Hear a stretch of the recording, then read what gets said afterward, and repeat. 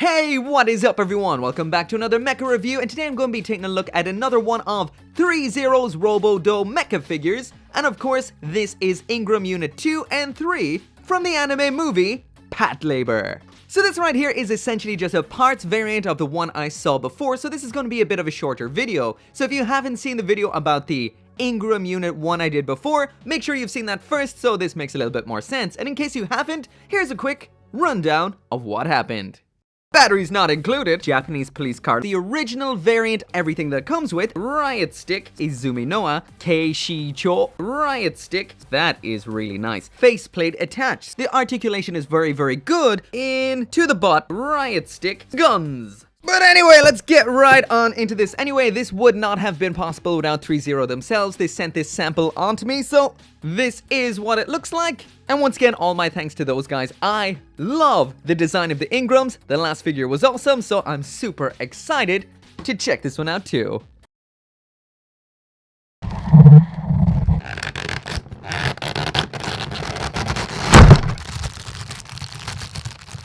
So this right here is Ingram Unit 2 as well as absolutely everything else that comes with it in the box. What we got over here on the left is all the parts to convert it into Ingram Unit 3. That is the shoulder armor, the new awesome looking head, and they even included a change of plates to make sure it's completely anime accurate. And that is some amazing attention to detail right there. Over then on this side, we've got all of those weapons and equipment and hands, etc. that we would have seen with the previous version. Oh no. Are you alright there, Officer Ota? You seem to have yourself a bit of a boo-boo. Let me pop you back up there where you were. Okay. Now where was I? Ah! Here, let me make you a nice little cushion out of white tack. There you go. There you go for your booty. Get you on there and comfort.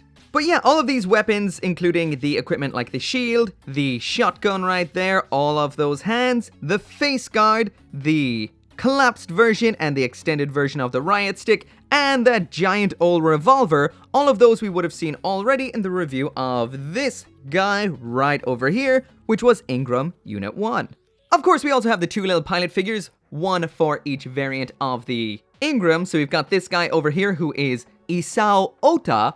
He is the pilot of Ingram Unit 2 right here. And the guy on the right there is Nagumo Shinubo. And he, of course, would be the pilot of Ingram Unit 3 over here. Sorry about that. But yeah, pilot of Ingram Unit 3. So they're just chilling here having a coffee break or something, reminiscing on how big a revolver that is right there. Speaking of coffee, let me get some more of that into me. Oh yeah, base right here is included as well. These are amazing, awesome bases, but let's check out Ingram Unit 2 first and have a bit of a comparison to number 1. So there is Ingram Unit 1 that we would have seen before. Here is Ingram number 2, the one that we're looking at today. And this over here is fully loaded with all of its equipment and exactly in the same pose. I leave it permanently on my shelf in. So that is a testament to just how much I love this figure. Not everything I get, not everything that I collect actually makes it to the shelf that I use in all of my videos, but this did, so that really is a testament to how much I love this. It's up there with some of my favorite master grades, a couple of metal builds, anything that I'm currently reviewing right in this middle square right here, so these are fantastic figures that I truly do love. Yeah, but anyway, there they are side by side. Ingram Unit 1 looking awesome, Ingram Unit 2 looking awesome as well, and very cute. That's one cute head. Anyway, that's the front. There they are from the side. As you can see physically, the majority of the figure is exactly the same. And there is from the back, and once again, you'd be hard pressed to tell the difference besides the shoulders and the head, which is essentially the only real difference besides the pilots inside. But yeah, awesome figures, and this one's going back where it belongs, up on the shelf. So anyway, there is the full 360-degree spin of Ingram Unit 2. So this, once again, is exactly the same as what we would have seen before, besides the shoulders and the head. And once again, I love the design of the patrol labors. They look so cool. The fact that they're designed based on what current and I guess 80s versions of Japanese patrol cars look like, police patrol cars, they have such a unique, awesome mecha vibe. I love these things. Let's get the stuff equipped. So first off, let's get the pilot into the cockpit. The pilot we need for this version is Mr. Ota right here. Need to take off the tack from his butt. Okay, so the cockpit should pull out, and there we go, perfect. They should then raise up like so. The lower segment of the cockpit hatch pops down like this then. The little seat section in there can raise and lower, which is pretty cool. We need to lower it down to get this guy in. Let's see if I can do it in one go. In. Come on. He's a portly fellow. Come on. You need to lay off the ramen there. All right. In. Close it up. Close it up. And perfect. That was actually really simple. Okay, so let's equip this with one variant of the loadout, which will be the shotgun. Why not? We'll pop it in a pose, and then we'll try Ingram Unit 3. So just like we saw with the other video, the hands are simple enough to use. They're just kind of rubberized. You just slot stuff in like so. They hold on quite well.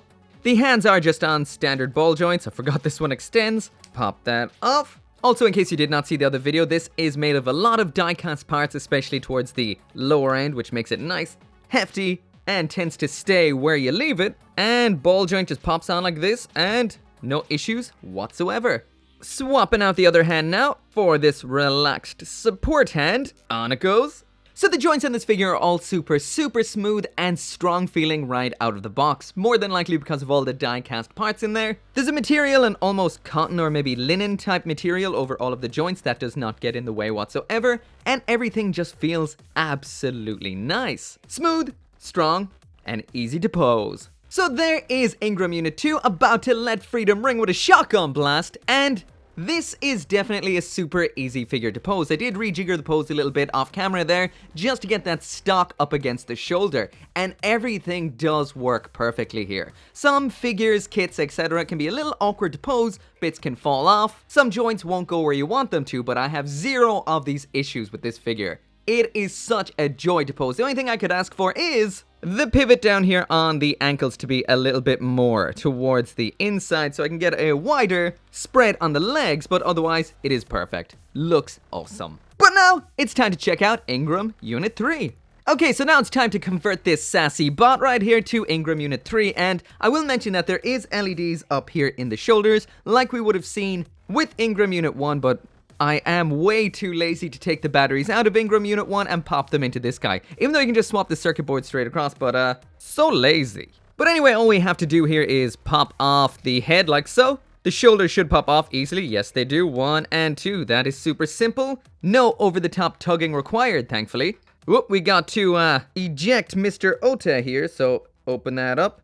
Down with the seat. Get on out of there, would you? Come on. He doesn't want to leave. No, he's like, I want to be the pilot. So introducing Mr. Nagumo, in you go. Much easier fit. However, he does rattle around a little more because he's a little bit more on the weedy side. So there you go, close it up, close, and close.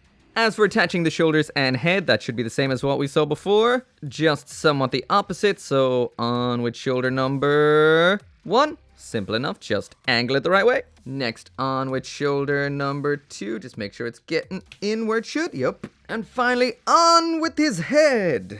There we go.